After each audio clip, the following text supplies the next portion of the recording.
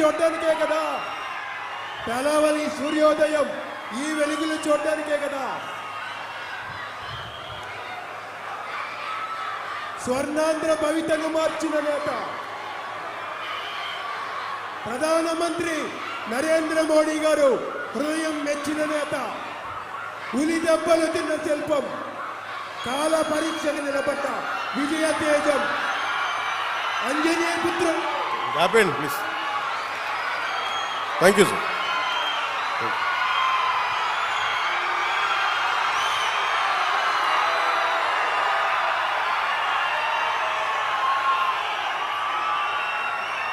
అమరజీవి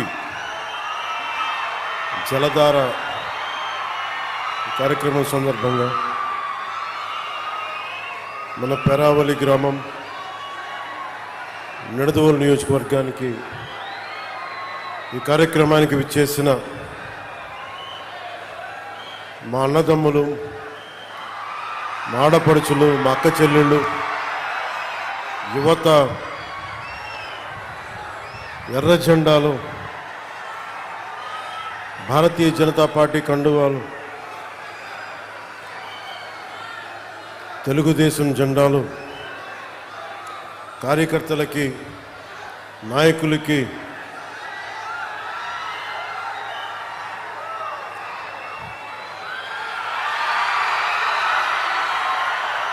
పేరు పేరున మీ అందరికీ నా హృదయపూర్వక నమస్కారం.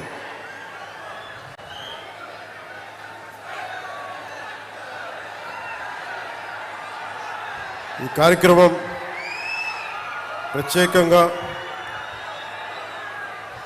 ఇచ్చేసిన గౌరవ కేంద్ర భారీ పరిశ్రమల శాఖ సహాయ మంత్రివర్యులు శ్రీ భూపతిరాజు శ్రీనివాస్ వర్మ గారికి నా హృదయపూర్వక నమస్కారం. జనసేన భారీ మెజారిటీతో గెలిపించి ఇక్కడి నుంచి నిడదవోలు నియోజకవర్గం నుంచి గెలిచిన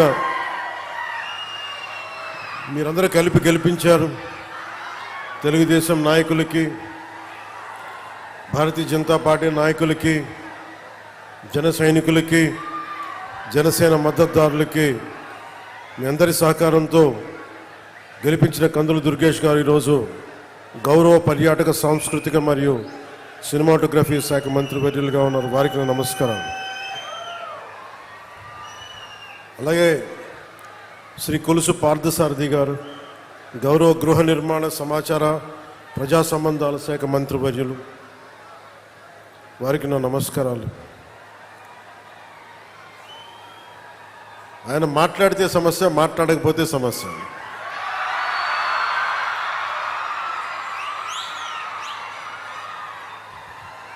ఒకసారి మాట విరిచినట్టు ఉంటుంది,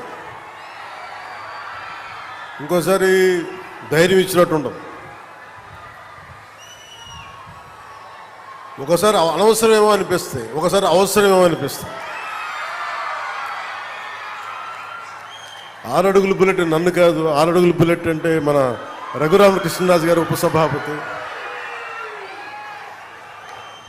వారికి నా హృదయపూర్వక నమస్కారం. ఆయన సభలో ఉంటే సరదాగా ఉంటుంది, సో వారికి నా నమస్కారం. అలాగే జిల్లా పరిషత్ చైర్పర్సన్ పశ్చిమ గోదావరి జిల్లా శ్రీమతి గంటా పద్మశ్రీ గారికి, పంచాయతీరాజ్ గ్రామీణాభివృద్ధి, గ్రామీణ నీటి సరఫరా శాఖ ముఖ్య కార్యదర్శి శ్రీ శశిభూషణ్ కుమార్ గారికి, కమిషనర్ పంచాయతీరాజ్ గ్రామీణాభివృద్ధి శ్రీ విఆర్ తేజ కృష్ణమైలోర్ గారికి, ఇన్ఛార్జ్ కలెక్టర్ మరియు జిల్లా మ్యాజిస్ట్రేట్ శ్రీ మేఘా స్వరూప్ గారికి,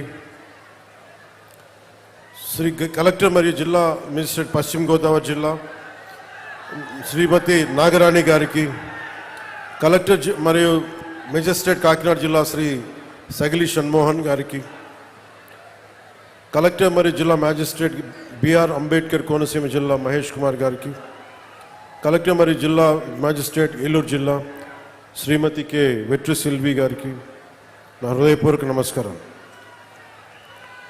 వేదిక పైన ఆసీనులైన బొడ్డు వెంకటరమణము చౌదరి గారికి,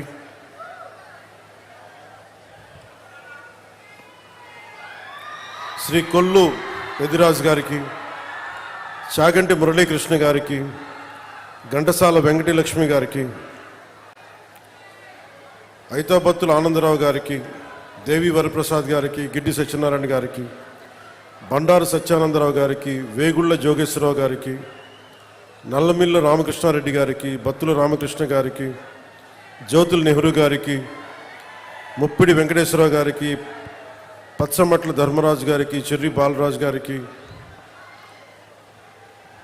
పంతం వెంకటేశ్వరరావు గారికి, బూరుగుపల్లి శేషారావు గారికి, కొత్తపల్లి సుబ్బారాయుడు గారికి, కళ్యాణం శివశ్రీనివాస్ గారికి, తుమ్మల బాబు గారికి, హరిప్రసాద్ గారికి, బొమ్మిడి నాయకర్ గారికి, బోలిశెట్టి శ్రీను గారికి, అదే మనం బాహుబలి అంటాం కదా, ఆ బోలిశెట్టి శ్రీను, పులపర్తి రామాంజనేయులు గారికి, సోమవీర్రాజు గారికి, పేరాబత్తుల రాజశేఖర్ గారికి, ఐతాబత్తుల ఆనందరావు గారికి, వారందరికీ పేరు పేరున నా హృదయపూర్వక నమస్కారం. ఇవన్నీ ఎందుకు చెప్తున్నాను ఈ పేర్లు అంటే, కూటమి ప్రభుత్వం అంటే ఇంతమంది కలిస్తే, ఇన్ని విభిన్నమైన నేపథ్యాల నుంచి, విభిన్నమైన పార్టీల భావజాలం నుంచి, వీళ్ళెవరు నా ఫ్రెండ్స్ కాదు, నా అన్నదమ్ములు కాదు, ఒక కుటుంబం కాదు. మేమందరం కలిపి ఒకటే కుటుంబం కోసం ఆలోచించాం. తెలుగు జాతి కోసం, ఆంధ్రప్రదేశ్ కోసం, మీకోసం మేమందరం ఏకమయ్యాం. దేనికి నష్టాలైపోతుంది, విభజన జరిగింది, విభజన తర్వాత నష్టపోతూ ఉన్నాం, 10 సంవత్సరాలు నలిగిపోయాం, ఇంకోసారి నలిగిపోకూడదన్న ఉద్దేశంతో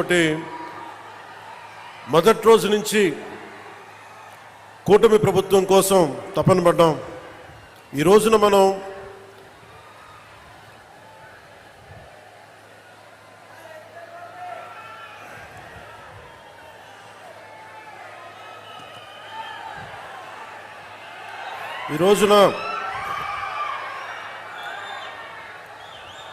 సెక్యూరిటీ మెషర్స్ చూసుకుంటారు.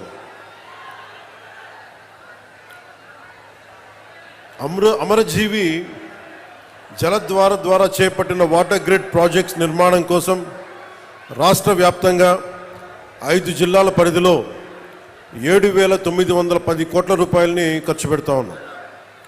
ఈ ప్రాజెక్టుల ద్వారా వచ్చే 35 ఏళ్లలో 1.2 కోట్ల మందికి దాహం తీర్చాలని సంకల్పించాం.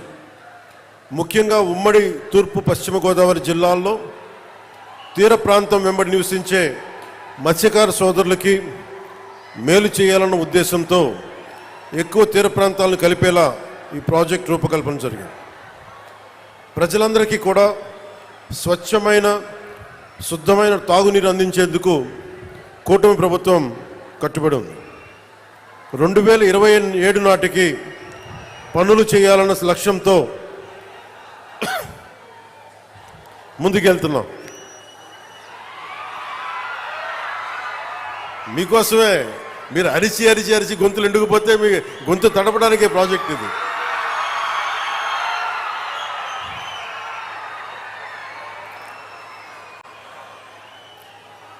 ఇది ప్రత్యేకించి అమరజీవి జలధార అని పెట్టడానికి చాలా కారణం. నాకు చాలా ఇష్టమైన వ్యక్తులు మన తెలుగు నాయకులు. ఒకళ్ళు బూర్గుల రామకృష్ణారావు గారు. తెలంగాణ ముఖ్యమంత్రిగా పనిచేసి తెలుగు వారందరూ ఏకం కావాలి అని చెప్పి ముఖ్యమంత్రిగా ఉండి తను స్వచ్ఛందంగా పదవి దిగిపోయి, తెలంగాణ ముఖ్యమంత్రిగా పదవి దిగిపోయి ఆంధ్రప్రదేశ్ ఉమ్మడిగా ఏర్పడటానికి విలీనం చేశారు, త్యాగం చేశారు. ఆయన ఒకరిని ఎప్పుడు స్మరించుకుంటూ ఉంటారు, ఆయన గుండెల్లో ఉంటారు. ఇంకొకరు తెలుగువాడి ఉనికి లేని రోజున, మద్రాస్ ప్రెసిడెన్సీలో ఉన్న రోజుల్లో తెలుగువారిని గొల్టీలుగా సంబోధించే సమయంలో న్యూనతకి ఒకలాంటి కించపరిచే విధానంలో ఉంటే తెలుగువారి ఆత్మగౌరవం కోసం, తెలుగువారి సంక్షేమం కోసం మీరంతా కొంచెం కిందకి దిగండి అమ్మా. మీరు ఆన్ చేసుకొని కొంచెం కింద కూర్చోండి దయచేసి. అదే కదా మీ బాధ. టీవీలో కనిపిస్తున్నా కదా సరిపోవట్లే. అదే ఇందాక నుంచి ఏంట్రా బాధపడతాను అనుకుంటున్నాను. మీరు పెద్ద మనసు చేసుకోండి దయచేసి. సో మీడియా సోదరులకు సహకరించినందుకు సంతోషం. అంటే ఎవరి ప్రాణత్యాగాల మీద ఈ నేల ఏర్పడిందో, ఎవరి దేహత్యాగంతో ఈ రాష్ట్రం ఏర్పడిందో వారిని స్మరించుకోవటం మన కర్తవ్యం. ఎప్పుడు కూడా మనం ఈజీగా తీసుకుంటాం బలిదానాలు, మర్చిపోతే ఒక జనరేషన్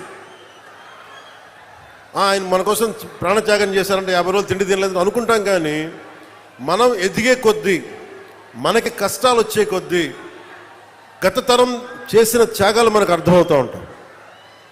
అలాగే నాకు పొట్టి శ్రీరాములు గారు చిన్నప్పటి కంటే కూడా ప్రతి సంవత్సరం వయసు వచ్చే కొద్దీ ఆయన గొప్పతనం అర్థమైంది, ఆయన త్యాగం అర్థమైంది. ఒకసారి నాకు ఎంత బాధ కలిగింది అంటే, పొట్టి శ్రీరాములు గారి జయంతి అంటే దండేద్దామంటే ఎక్కడ లేదు ఆయన విగ్రహం. ఎక్కడో ఒక ఆర్య వైశ్య సత్రం దగ్గర ఉంది, అక్కడికి వెళ్దామన్నారు. అక్కడ పెట్టడం ఏంటని అడిగారు. అంటే అది ఆయన వైశ్య కులానికి చెందినవారు, అందుకని ఆర్య వైశ్య గృహాల్లో ఉంటాయి ఎక్కువ, అక్కడికి వెళ్దాం పదండి అంటే నాకు ఆ రోజు అనిపించింది, ఎవరి ఉనికి మీద ఒక గొప్ప నాయకుడిని ఒక వైశ్య కులానికి పరిమితం చేస్తారా? ఇన్ని వందల కులాలు ఉన్నాయి మన దగ్గర. ఇన్ని వందల కులాల కోసం ఒకడు ప్రాణత్యాగం చేస్తే మనం ఇచ్చిన గౌరవం ఆయనకు ఒక నెల్లూరు జిల్లాకి పరిమితం చేసాం. ఆయన గొప్పతనం నెల్లూరు పొట్టి శ్రీరాములు జిల్లా. రాష్ట్రాన్ని ఇచ్చిన వాడిని పెంచామా తగ్గించాం?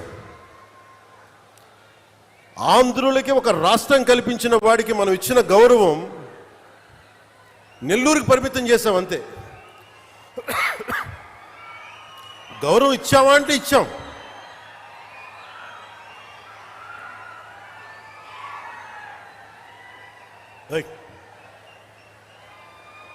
సైనిక్స్ కూర్చోండి.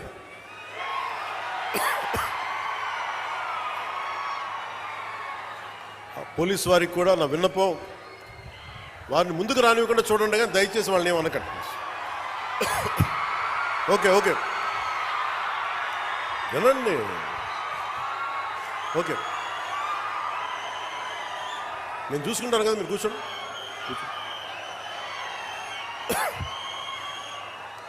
మీరు ఇలా అరిచే మీరు గొంతులు పోగొట్టుకుంటారు తప్ప.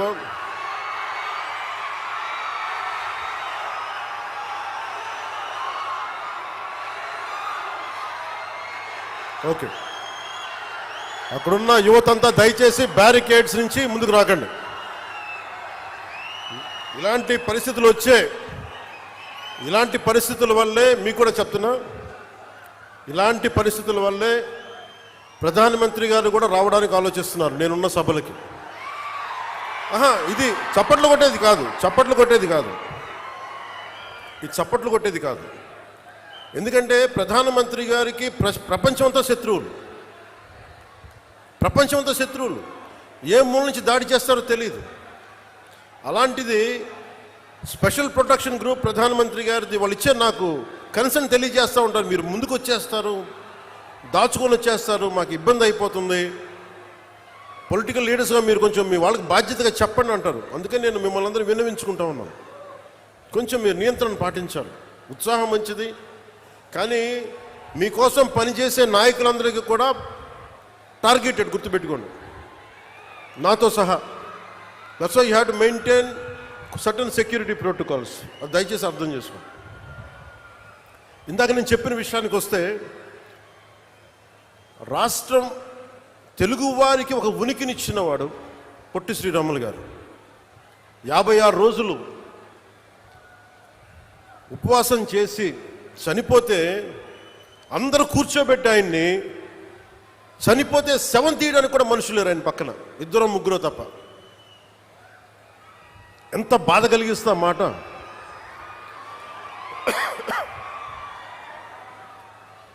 మన ఘంటసాల గారు, కీర్తిశేషులు ఘంటసాల గారు వీళ్ళందరూ కూర్చొని ఆయన్ని తీసుకొచ్చి ఇక్కడ ఖననం చేశారు. అలాంటి వ్యక్తికి ఎప్పుడు నా గుండెల్లో ఉంటారు, మనందరూ గుండెల్లో పెట్టుకోవాల్సిన వ్యక్తి. తెలుగు జాతి, తెలుగు ఆత్మగౌరవం అని మాట్లాడటానికి మూలకారకుడు అమరజీవి పొట్టి శ్రీరాములు గారు. దానిని మనం పెద్దల నుంచి పిన్నల దాకా ఇది గుండెల్లో పెట్టుకోవాలి.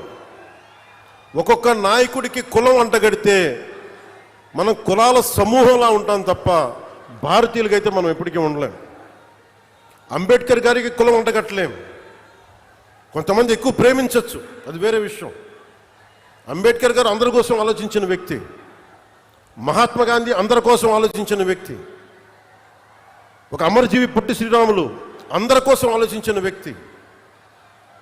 మనం అలా ఆ దృష్టికోణం నుంచి చూడాలి తప్ప వీళ్ళకి కులాలు ఎవరికి ఉండవు, ఎవరికి. అది మీ జనరేషన్. నేను బాధ్యత తీసుకున్నా.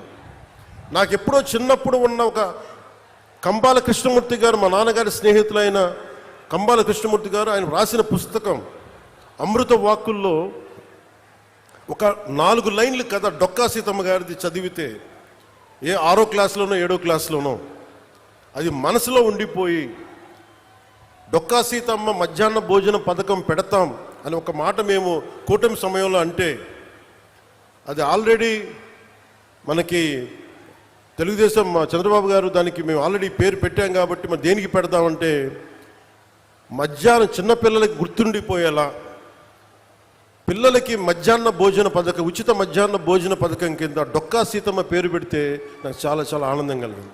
ఆవిడ కులం చూడలేదు. ఎవరికి ఆకలితో అమ్మ నాకు అన్నం పెట్టు అంటే డొక్కా సీతమ్మ అంటే వచ్చి అన్నం పెట్టేది. అంటే ఈ స్ఫూర్తిని వచ్చే తరాలకి మనం ఒకసారి గుర్తు చేసుకోవాల్సిన అవసరం చాలా చాలా ఉంది. అందుకని ఆయన గౌరవార్థం అమరజీవి ఈ జలధార కార్యక్రమానికి ఎవరి పేరు పెట్టాలి, ఏం పేరు పెట్టాలి చాలాసార్లు ఆలోచించిన తర్వాత ఆ మహానుభావుడికి మించిన పేరు ఏది రాలేదు. మనస్ఫూర్తిగా వారికి శతకోటి నమస్కారాలు, శతకోటి దండాలు తెలియజేస్తాం. ఆ మహానుభావుడు చనిపోయాను, పంచభూతాల్లో కలిసిపోయారు, కానీ ఆయన ఆత్మ శక్తి ఇక్కడే తిరుగుతూ ఉంటుంది. ఎందుకంటే మనం మంచి వాళ్ళని పెంపొందించుకుంటే తప్ప సమాజానికి మంచి చేయలేం. మీరు ఎవరిని ఆరాధిస్తారో మీరు వాళ్ళలా తయారవుతారు. నేను పొట్టి శ్రీరాములను ఆరాధించాను, ఒక బూర్గుల రామకృష్ణారావుని ఆరాధించాను, ఒక చంద్రశేఖర్ ఆజాద్ని ఆరాధించాను. నేను క్రిమినల్స్ని ఆరాధించలా, దోపిడీ చేసేవాడిని, దగా చేసేవాడిని నేను ఆరాధించలా, హక్కుల కోసం పోరాడేవాళ్ళని ఆరాధించాను. దానివల్లే నేను తగ్గి 10 సంవత్సరాలు పార్టీ పెట్టి నేను తగ్గి, సీట్ల విషయంలో తగ్గి, అందరి చేత తిట్లు తింటా, ఒకడు అమ్మేశానని ఒకడు, ఇంకా దిగజారిపోయాను ఇంకొకడు, ఎన్ని ఎవరు మాట్లాడినా నేను తగ్గింది. మీకు నేను ఈ నీటి సాక్షిగా చెప్తున్నాను, నేను తాగే నీళ్ళ సాక్షిగా చెప్తున్నాను, అమరజీవి జలధార సాక్షిగా చెప్తున్నాను. రాష్ట్రానికి మంచి జరగాలి, మీకు మంచి జరగాలని నాకు స్వార్థమే లేదు. నాకు జీవితకాలంలో వాటర్ బాటిల్స్ కొనుక్కొని పెట్టుకోవచ్చు. నేను ఎప్పుడు జీవితంలో కలగనలా వాటర్ బాటిల్ కొనుక్కొని నీళ్లు తాగాల్సి వస్తుంది పెరిగేటప్పుడు. దట్టు ముఖ్యంగా మరి గోదావరి జిల్లాలో గోదావరి తీర ప్రాంతం పారే కాలం ఇది, నేల ఇది. ఇక్కడ కూడా నీళ్ళ కరువు వస్తుంటే నేను ఎప్పుడు కళ్ళలో కూడా ఎవరు ఊహించున్నాం. ఒకసారి మీ ఇంట్లో మీ పెద్దల్ని, మీ తాతల్ని, మీ అమ్మల్ని అడగండి, మీ నాన్నగారిని అడగండి, వాళ్ళు చెప్తారు ఎప్పుడు ఊహించున్నాం. 2018లో నేను భీమవరం వెళ్ళి 2000 వరుసగా తిరుగుతున్నప్పుడు, భీమవరంకి వెళ్తే మన నాయకర్ గారే ఉన్నారు, వెళ్ళి ఆయన ఎక్కడో కూర్చోబెడితే నీళ్ళు ఇస్తే పసుపు పచ్చకున్నాయి బాత్రూంలో, అవి వడకట్టుకొని తాగాలంట. నా తల తిరిగిపోయింది. నాకు ఏమైపోయినాయి అంటే భూగర్భ జలాలు కలుషితం అయిపోయినాయి. ఒకవైపు నిండు నది గోదావరమ్మ పారడం ఏంటి, ఆర్థర్ కాటన్ కట్టిన బ్రిడ్జిలు ఉండి అన్నీ ఉండి ఈ ఆక్వా పొల్యూషన్కి మొత్తం భూగర్భ జలాలు కలుషితం అయిపోయినాయి అంటే నవ్వాలా ఏడవాలా నాకు అర్థం కాల. అదే మీరు చూడండి, ఈ రోజున దాదాపు 3,000 కోట్లు 3,500 కోట్ల రూపాయలతోటి, దాదాపు 9,000 కోట్ల రూపాయలతోటి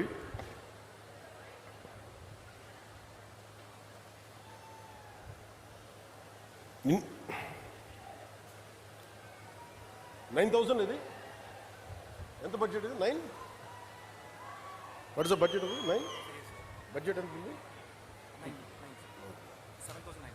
7,900 తోటి మనం ఈ ప్రారంభిస్తున్నది. నిజంగా మనకి నీళ్లు కలుషితం కాకుండా ఉండుంటే ఎన్నిటికి ఉపయోగించేవాళ్ళో మీకు తెలియదు. మీ పిల్లల భవిష్యత్తుకి, మీ కాలేజీలకి, మీకు ఏదైనా స్కిల్ డెవలప్మెంట్. కానీ నీళ్లు కలుషితం అయిపోయి in the name of development, in the name of commerce ఉన్న ప్రకృతి వనరులను చంపేసుకొని మనం ఈ రోజున వీటి ఖర్చు పెడుతుంటే చాలా బరువు హృదయంతో చెప్తున్నాను, చాలా బాధేస్తుంది. నా కోసం కాదు, మనందరి కోసం. బిడ్డలకి కనీసం ఈరోజు ఢిల్లీలో చూస్తే పొల్యూషన్ వచ్చేస్తుంది. ఒకసారి ఢిల్లీ గాలి పీల్చుకుంటే 20 సిగరెట్లు తాగినంత పొల్యూషన్ మనకి గుండెల్లోకి వెళ్ళిపోద్ది, ఊపిరితిత్తుల్లోకి. నీళ్లు ఇట్లా కలుషితం అయిపోయినాయి. సో అందుకనే నేను జనసేనలో కీలకమైంది పర్యావరణాన్ని పరిరక్షించే అభివృద్ధి ప్రస్థానం ఉండాలని అందుకని ప్రతిపాదించింది నేను. ఇది మనం అర్థం చేసుకోకపోతే ఏమైపోద్దంటే పిల్లలకి మనం ఏమిస్తాం? మీరు అందరూ 1,000 కోట్లు ఇవ్వండి, ఆస్తులు ఇవ్వండి, తాగడానికి స్వచ్ఛమైన నీళ్ళు ఇవ్వలేరు, తాగడానికి స్వచ్ఛమైన గాలి అయితే ఇవ్వలేరు. అందుకని మనందరి బాధ్యత ఇదంతా.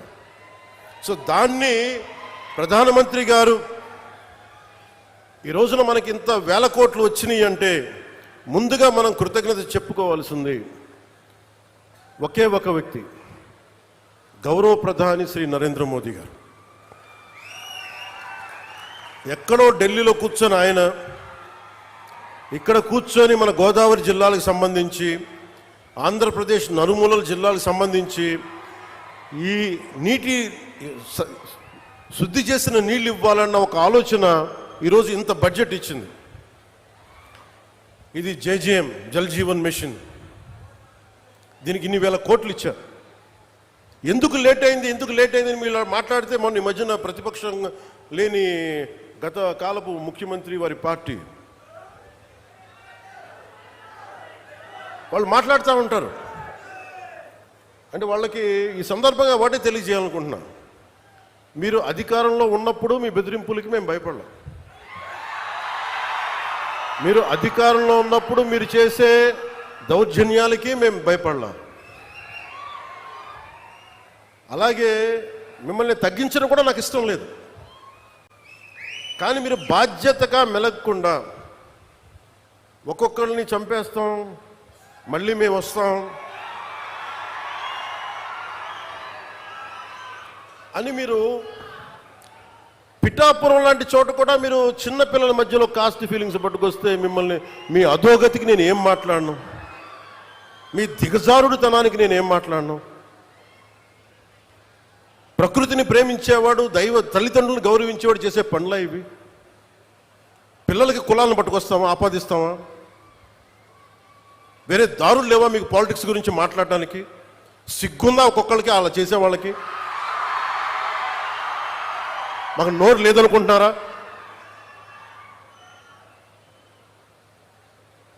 కూర్చొని మీరు కాంట్రాక్ట్లు వేస్తే కాంట్రాక్ట్లు వేసిన వాళ్ళందరినీ మేము బెదిరించేస్తాం, జైల్లో పెడతామంటే ఏమనుకుంటున్నారా మీరంతా?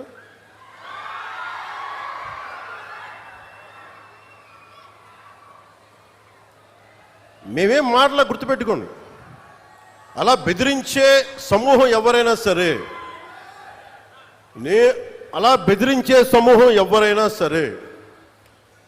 మిగతా వారి గురించి నాకు తెలియదు. పవన్ కళ్యాణ్కి అధికారం ఉన్నా అధికారం లేకపోయినా పవన్ కళ్యాణ్ ఎప్పుడు పవన్ కళ్యాణ్ లాగే ఉంటాడు, భయపడ్డాం. చాలా ఇంట్లోంచి బయటకు వచ్చేటప్పుడు తిరిగి వెళ్తాం లేదు అని డిసైడ్ అయ్యే వస్తాం.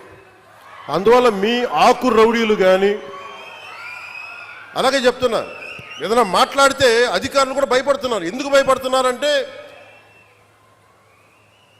చెవుల్లో చెప్తారు, అదే సార్ వాళ్ళ వెనక చాలామంది రౌడీలు ఉంటారండి, కిరాయి హంతకులు ఉంటారంటే, మీకు కరెక్ట్గా యోగి ఆదిత్యనాథ్ లాంటి ట్రీట్మెంట్ కనుక ఒక్కొక్కడికి ఇస్తే, ఒక్కొక్కడికి రౌడీజం అంటే కాలు కాలు కీలు కీలు తీసి మడత పెట్టి కింద కూర్చోపెడితే, అప్పుడు కరెక్ట్గా చెప్తా, కరుడు గట్టిపోయిన జీవితకాలం ఒకే మనం వాళ్ళతో ఏకీభవించవచ్చు, ఏకీభవించకపోవచ్చు. నక్సలైట్స్ తోటి, వామపక్ష తీవ్రవాదులతో మనం ఏకీభవించవచ్చు, ఏకీభవించకపోవచ్చు.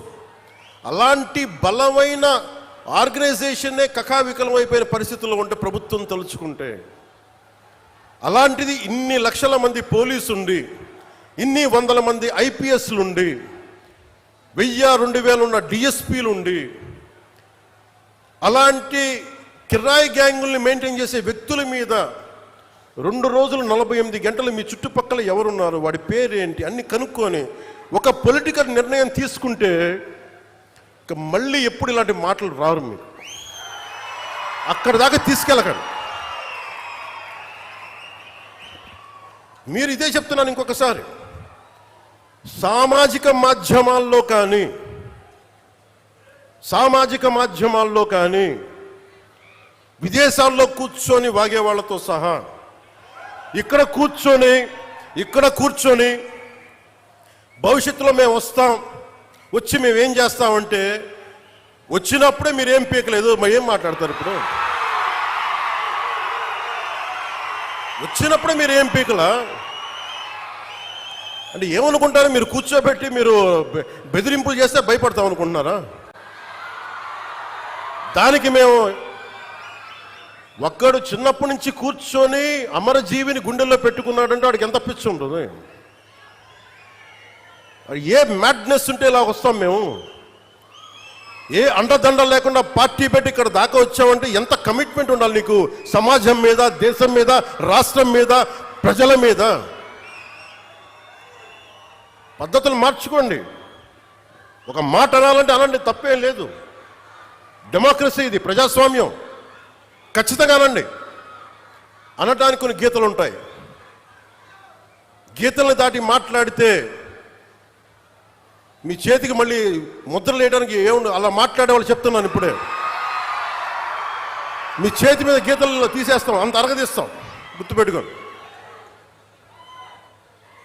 ఏమన్నా కలెక్టర్స్ ఎస్పీల మీటింగ్లో కూడా నేను ముఖ్యమంత్రి గారి సమక్షంలో తెలియజేశాను, ఈ రాష్ట్రంలో రౌడీజం, బెదిరింపులు,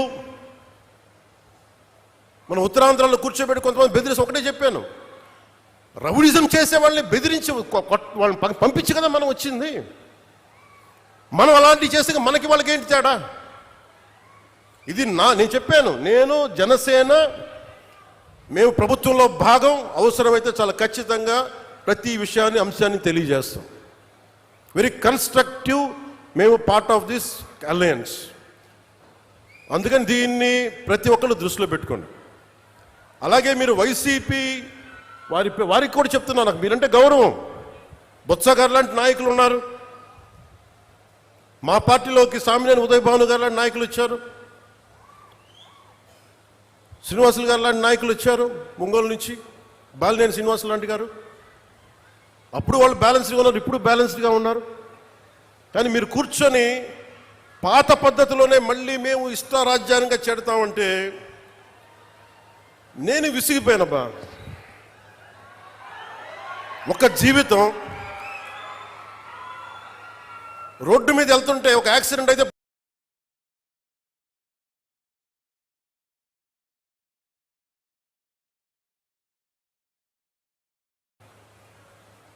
అలాంటిది ఒక ఆశయం కోసం నా ప్రాణం పోతే నాకు ఓకే, కానీ పోయే ముందు చాలా మంది తాట తీసేస్తాను చెప్తాను, గుర్తుపెట్టుకోండి.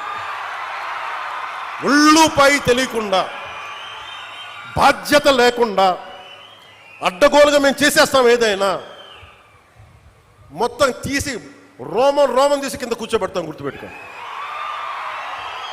మిమ్మల్ని మీ చేత చప్పట్లు కొట్టించుకోవడానికో అరుపులుగా నేను చెప్పట్లేదు, ఇది వేదంతో చెప్తున్నాను. ఇది వేదనతో, బాధతో. ఒక్కళ్ళు మాట్లాడలా, మనకి రాష్ట్రం విభజనప్పుడు ఒక్క ఎంపీ కూడా మాట్లాడలా.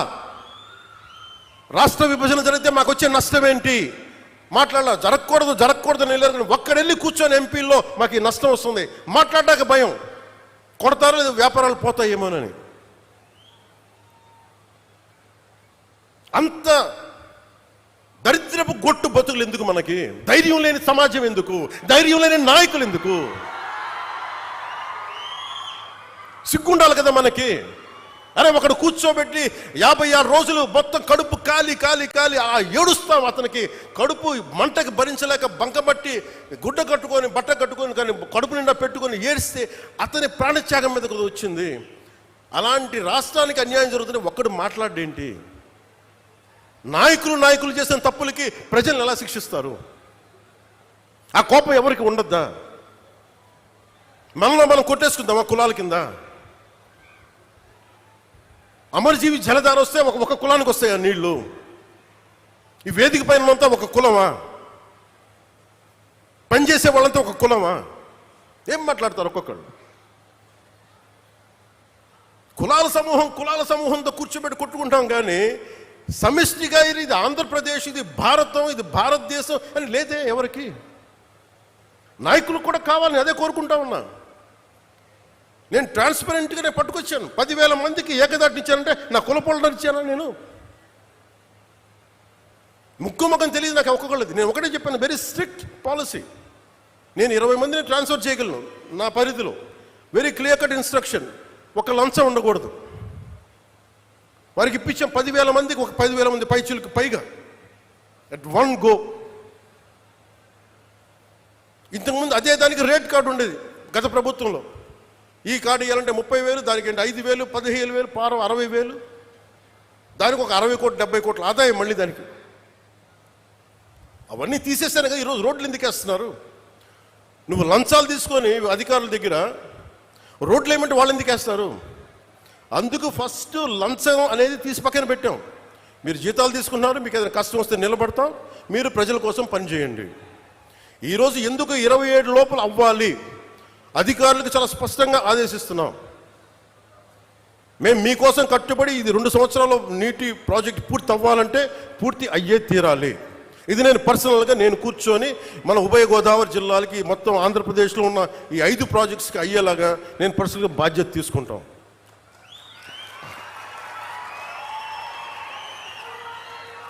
మీరు ఊహించుకోండి, నా స్వార్థం వదులుకోకపోతే, నన్ను నేను తగ్గించుకోకపోతే 3,500 కోట్ల రూపాయలతోటి పల్లి పండుగ 1.0 చేసేవాళ్ళమా? తద్వారా 4,007 కిలోమీటర్ల 4,000 కిలోమీటర్ల ఎస్సీసీ రోడ్లు వేయగలిగే వాళ్ళమా? నేనే కనుక నా స్వార్థం కోసం ఆలోచన తగ్గించకుండా ఉంటే 1,00,000 ఫామ్ పాండ్స్ కట్టేవాళ్ళమా?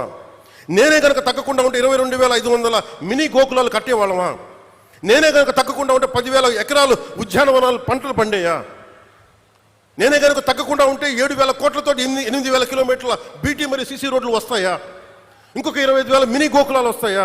1,00,000 ఎకరాల ఉద్యానవన పంటలు వస్తాయా? 1,500 అభివృద్ధి పనులు మొదలుపెట్టా విజయవంతంగా ఇది కూడా పూర్తి చేస్తామంటే నేను తగ్గి రాష్ట్రాన్ని పెంచాను, మీకు అందరినీ పెంచుతున్నాను. డోలీ గ్రామాలు పట్టించుకోరు ఎవరు పట్టించుకోరు ఆ డోలీ గ్రామాలని. నేను వెళ్ళాను తాండాల్లోకి. నేను అందరికి యాక్టర్లా కనిపించవచ్చు, సినిమాలో డాన్సులు చేయొచ్చు, నా పని అది, నా వృత్తి అది. కానీ ఎందుకు చేస్తా ఉంటారే? మన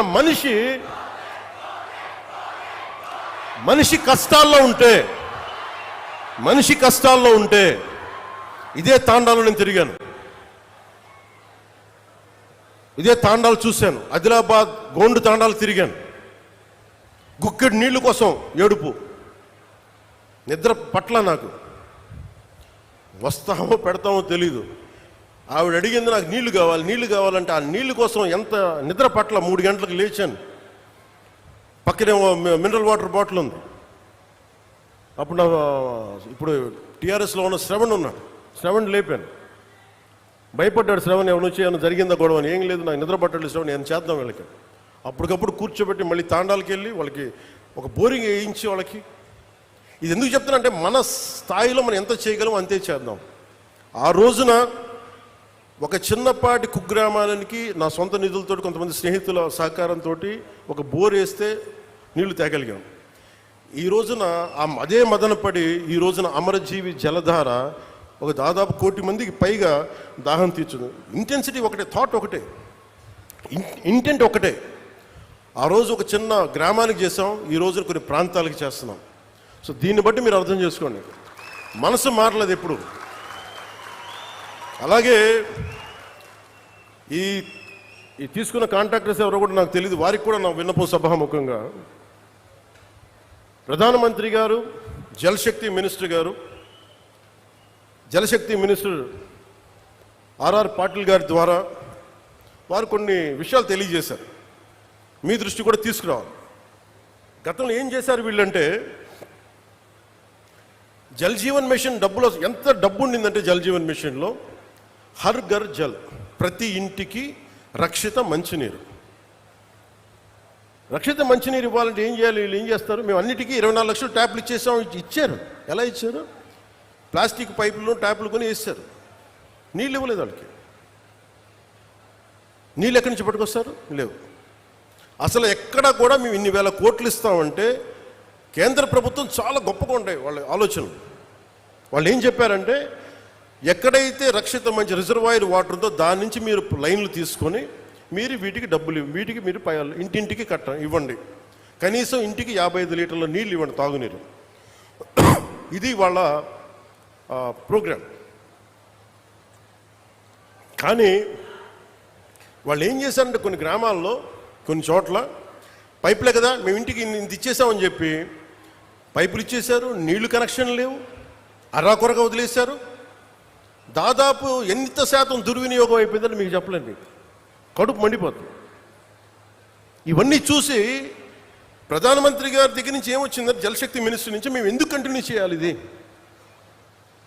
మేము ప్రజల కోసం మేము డబ్బు ఇస్తుంటే ఇలాగ అడ్డగోలుగా మీరు నిర్లక్ష్యంగా చేస్తే మేము ఎందుకు ఇవ్వాలి డబ్బులు? వాళ్ళని కన్విన్స్ చేయడానికి పట్టింది. ఇందాక శ్రీనివాస్ వర్మ గారు చెప్తున్నారు, తపన పడుతున్నారంటే, మీరు డబ్బులు ఇస్తే మళ్ళీ మీరేం చేస్తారో, తినేస్తారేమో. వాళ్ళని కన్విన్స్ చేయడానికి నేను చెయ్యని ప్రయత్నం లేదు. గౌరవ ముఖ్యమంత్రి చంద్రబాబు గారు కానీ చేసిన తర్వాత, అడవి తల్లి బాట తర్వాత, లేదు వీళ్ళు జెన్యూన్గానే చేస్తారు, ఎంత నేను పర్సనల్గా తెలిసినప్పటికీ మీ పెర్ఫార్మెన్స్ ఎలా ఉంటుందో అని నమ్మిన తర్వాత ఈ రోజున ఇన్ని వేల కోట్లు వస్తున్నాయి అంటే, దానికి మీరు నమ్మి గెలిపించారు, మేము నమ్మి మీకోసం పనిచేస్తాం. అదే ఈరోజు కదిలించింది. 1005 కోట్లతోటి 625 గిరిజన గ్రామాలకి 1069 కిలోమీటర్ల శ్రీకారం చుట్టాం. ఇవన్నీ చెప్పిన తర్వాత ఎవరి డ్యూ రికగ్నిషన్ వాళ్ళకి ఇచ్చాం. ప్రధానమంత్రి గారి సహకారం లేకపోతే ఈరోజు మేమేం చేయలేం. అలాగే ఒకవైపు చంద్రబాబు నాయుడు గారి అనుభవం, ముఖ్యంగా ఆయన ఫినాన్షియల్ అండర్స్టాండింగ్, ఆర్థిక దుస్థితిని ఎలా సరిచెయ్యాలి, ఆయనది అపారమైన అనుభవం. ఆ అపారమైన అనుభవం వల్లే ఉన్న తక్కువ వనరుల్ని ఎంత ఇంపాక్ట్ఫుల్గా, ఎంత ఎఫెక్టివ్గా వాడాలి అనేది వారి అనుభవం చాలా చాలా చాలా పనిచేస్తుంది. నేను ఏ ఆశయం కోసమైతే 3 పార్టీలు కలవాలనుకున్నానో దానికి ఈరోజు మన ప్రాజెక్టే నిదర్శనం. ఈరోజు ఈ అమరజీవి జలధార దానికి అదే నిదర్శనం. ఈరోజు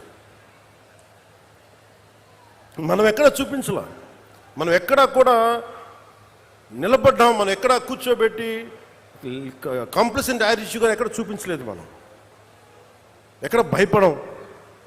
అలాగే కాంట్రాక్టర్స్ కూడా చెప్తా ఉన్నాను, అధికార యంత్రాంగానికి కూడా మీ సమక్షంలో సూచిస్తున్నాను, రోడ్లు వేసేటప్పుడు కానీ నాణ్యత లోపించిన, అలాగే రేపొద్దున జేజేఎం వర్క్స్లో అమరజీవి జలధార చేసేటప్పుడు నాణ్యత లోపించిన, దీని మీద చాలా స్ట్రిక్ట్ అండ్ స్ట్రింజెంట్ పనిష్మెంట్ ఉంటుంది. ఎంత పెద్ద మనసుతోటి అడగకుండా, నాకు ఎవరో కూడా కాంట్రాక్టర్స్ తెలియదు, నాకు వాట్ ఎవర్ ద ప్రాసెస్ మీరు చేసుకున్న సంబంధం లేదు, కానీ నాకు మటుకు క్వాలిటీ పైప్ లేయింగ్ కావాలి, క్వాలిటీ రోడ్లు కావాలి. ఇది చాలా క్లియర్ కట్ ఇన్స్ట్రక్షన్స్ ఇస్తున్నాను పంచాయతీరాజ్ శాఖ ఉన్నతాధికారులందరికీ. ఎక్కడ కూడా మేము కల్పించుకోం. ప్రజలు ఏదైనా రోడ్లు బాగలేదని మీ దృష్టికి పట్టుకొస్తే పైపులు కానీ దయచేసి దాన్ని కరెక్ట్ చేయండి. అలాగే ఈ రోడ్లు వేసే పరిస్థితుల్లో మీరు 27కి మనం ఇవన్నీ చేస్తూ ఉన్నాం, గోల్ కోసం చేస్తున్నాం. దీంట్లో మీరు కొంత సహకారం ఇవ్వాలి. ఎందుకంటే ఈ పైపులు చాలా గ్రామాల నుంచి రావాలి కాబట్టి కొంత అసౌకర్యం ఉంటుంది. దానికి కూడా నేను అధికారులు మీకు తక్కువ అసౌకర్యం కలిగేలాగే పనులు చేయమంటాను వెంటనే. అందుకని మీరు మీ చిన్నపాటి రోడ్లు ఏదైనా ఇబ్బంది ఉంటే ఈ ఎక్స్కవేషన్ వల్ల, ఈ పైపుల కోసం భూమి తవ్వకాల వల్ల కొంచెం ఇబ్బంది ఉంటే మనస్ఫూర్తిగా ఇది మన భవిష్యత్తు కోసం చేస్తున్న కార్యక్రమం కాబట్టి మీ అందరూ మనస్ఫూర్తిగా మమ్మల్ని సహకరించాలని మనస్ఫూర్తిగా కోరుకుంటున్నాను.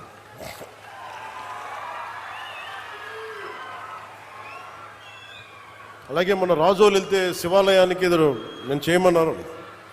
సో మన కోనసీమ కాబట్టి చెప్తే మన పక్కనున్న కోనసీమకి చెప్తామని మళ్ళీ ఇదే సమక్షంలో ఖచ్చితంగా వారికి కోనసీమ రైతాంగానికి కూడా మేము అండగా నిన్న మీటింగ్లో పెట్టాం. అలాగే మీకు సంబంధించి ఆ శివాలయానికి కూడా నిధులు ఏర్పాటు చేస్తాం. మన మనసు ఎంత మంచిది అంటే తెలుగు వాళ్ళ ఐక్యత, తెలుగు వాళ్ళ మనసు. నేను మొన్న కొండగట్టు ఆంజనేయ స్వామి నాకు అపారమైన నమ్మకం. తెలంగాణలో ఉన్న కరీంనగర్ కొండగట్టు ఆంజనేయ స్వామి మీద ఆయన పునర్జన్మనిచ్చిన వ్యక్తి. ఆయనకి అక్కడ దర్శనానికి వెళ్తే వారు అడిగింది, నాకు అక్కడ ఉన్న భక్తులు కానీ ఆలయ నిర్వాహకులు అందరూ అడిగింది, ఆంజనేయ స్వామి ఆలయంలో భక్తుల సౌకర్యార్థం 2000 మందికి సరిపడా దీక్ష విరమణ మండపం కావాలి. అక్కడ దీక్ష విరమించి వాళ్ళు టీటీడీకి వెళ్తారు, తిరుపతి దర్శనానికి వెళ్తారు, మీరు కొంత సహకారం ఇవ్వండి అంటే చాలా వెంటనే తీసుకున్నాను. దానికి వచ్చిన తర్వాత దాన్ని పర్స్యూ చేసిన తర్వాత ఈ రోజున గత 2 రోజుల క్రితం 96 గదుల సత్రం నిర్మాణానికి 35.19 కోట్ల 35 లక్షల వ్యయంతో టీటీడీ బోర్డు ఆమోదం తెలిపింది. దీనికి గౌరవ ముఖ్యమంత్రి శ్రీ నారా చంద్రబాబు నాయుడు గారికి, TTD chairman Shri BR Naidu గారికి, పాలక మండలి సభ్యులకి, అధికారులకి, అలాగే TTD executive officer Shri Anil Kumar Singhal గారికి, అడిషనల్ ఈవో శ్రీ వెంకయ్య చౌదరి గారికి, joint executive officer Shri Veerabrahmam గారికి, అలాగే ప్రతి ఈ ప్రాసెస్లో ఉన్న నిలబడిన టీటీడీ బోర్డు సభ్యులందరికీ, ప్రతి ఒక్కరికి, పాలనా మండలందరికీ పేరు పేరున నా మనస్ఫూర్తిగా నా హృదయపూర్వక ధన్యవాదాలు తెలియజేసుకున్నాను. అలాగే తెలంగాణలో ఉన్న భక్తులందరికీ కూడా మీరు దీక్ష విరమణ చేసిన తర్వాత తిరుమలకు వెళ్ళి వెంకటేశ్వర ఆలయం మీ దర్శనం మరింత సౌకర్యార్థంగా ఉండాలి మనస్ఫూర్తిగా కోరుకుంటూ. ఎందుకు అంటే ఇంకొకటి, కొంతమంది సామాజిక మాధ్యమాల్లో ఆంధ్ర డబ్బు మీకెందుకురా అని చెప్పి మాట్లాడుతూ ఉన్నారు. అది చాలా తప్పది. హైందవ ధర్మం ఎక్కడున్నా, భారతదేశం ఎక్కడున్నా, అది ఆంధ్ర ఇలా ప్రాంతీయతలు పట్టుకురాకండి. హైందవ ధర్మం ఎక్కడున్నా హైందవ ధర్మాన్ని కాపాడుకుంటుంది. అందుకని దయచేసి ఈ సూడో సెక్యులరిస్ట్ యాటిట్యూడ్ తోటో ఇలాంటి వితండవాదాలతోటి మీరు ఇంకా చెడగొట్టకండి. ప్రాంతాలతోటి, ప్రాంతీయతలతోటి, కులాలతోటి, భాషలతోటి ఇంకా దేశాన్ని నాశనం చేసి కూర్చోబెట్టారు. ఇంక చాలు ఇలాంటి పిచ్చి మాటలను, ఇలాంటి వాదనలు ఆపి కొంచెం కన్స్ట్రక్టివ్గా ఆలోచించండి దయచేసి అందరూ. అలా మీ అందరికి కూడా ప్రత్యేకించి ధన్యవాదాలు తెలుపుకుంటూ, నాకున్న కోరిక ఒకటే, నేను పదే ఈ కూటమి స్థిరత్వం కోరుకుంటున్నాను. ఈ కూటమి స్థిరత్వం, నేను చాలా బలంగా ఉంటాను. పోలీసు కూడా నిన్న అధికారి సీఎం గారు కూడా చాలా సెలవు ఇచ్చారు. మీకు ప్రజలకి కష్టం కలిగితే ఏది కూడా సహించం. అలాగే మీరు కూడా ముఖ్యంగా యువతకి, నిన్న ఎస్పీ కాన్ఫరెన్స్లో లా అండ్ ఆర్డర్ టైంలో మీ గురించి ఒకటి వచ్చింది. ముఖ్యంగా బైకులు వెళ్ళే యువతకి 60% యాక్సిడెంట్స్, 100% యాక్సిడెంట్లో 60 నుంచి 70% బైక్స్ వల్లే జరుగుతున్నాయని. మీకు తల్లిదండ్రులు బైకులు ఇచ్చింది, మీరు జాగ్రత్తగా వెళ్ళాలండి. దయచేసి నేను మీ అందరికీ గెడ్డం పట్టుకొని మరీ బతులాడుతాం, దయచేసి క్షేమంగా వెళ్ళండి ఇంటికి. పోతే ప్రాణాలు తిరిగిరావు. మీరు బాగుండాలని కదా మేము చేసేది.